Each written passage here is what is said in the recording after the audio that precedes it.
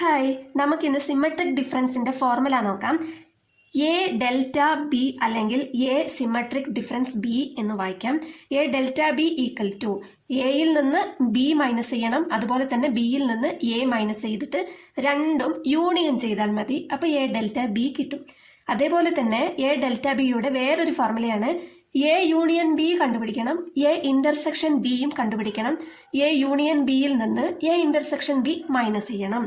എന്തായാലും symmetric difference തന്നാൽ minus എന്തായാലും വരണം. കാരണം ഇവിടെ ഡിഫറൻസ് തന്നതുകൊണ്ട് ഡിഫറൻസ് എന്ന് പറഞ്ഞാൽ സബ്ട്രാക്ട് ചെയ്യണം എന്നാണ് അർത്ഥം. അപ്പോൾ ഇവിടെ ഈ രണ്ട് സ്ഥലത്താണ് വന്നിരിക്കുന്നത്. ഈ ഫോർമുലയിൽ സെൻട്രലാണ് വന്നിരിക്കുന്നത്. അത്രയേ ഉള്ളൂ ഡിഫറൻറ്റ്. ഇവിടെ യൂണിയൻ വന്നതുപോലെ തിരിച്ച് ഇന്റർസെക്ഷൻ ആണ് വരുന്നതെങ്കിൽ നമുക്ക് എ ഡെൽറ്റ ബി എന്ന് എഴുതാൻ പറ്റുമോ? ഒരിക്കലും ഇല്ല. ഇത് ഇന്റർസെക്ഷൻ ആണ് വരുന്നതെങ്കിൽ നമുക്കിവിടെ നൾ സെറ്റ് ആണ് വരിക. ഓക്കെ, നമ്മൾ ഇതിന്റെ ഇന്റർസെക്ഷൻ കണ്ടുപിടിക്കുമ്പോൾ എപ്പോഴും നൾ സെറ്റ് തന്നെയാണ് കിട്ടുന്നത്. നിങ്ങൾ ഏതെങ്കിലും രണ്ട് സെറ്റ് എടുത്തിട്ട് ചെക്ക് ചെയ്ത് നോക്കിയാൽ മനസ്സിലാകും. ചെക്ക് ചെയ്ത് നോക്കിയിട്ട് എനിക്ക് കമന്റ് ആയിട്ട് അറിയിക്കണം. താങ്ക്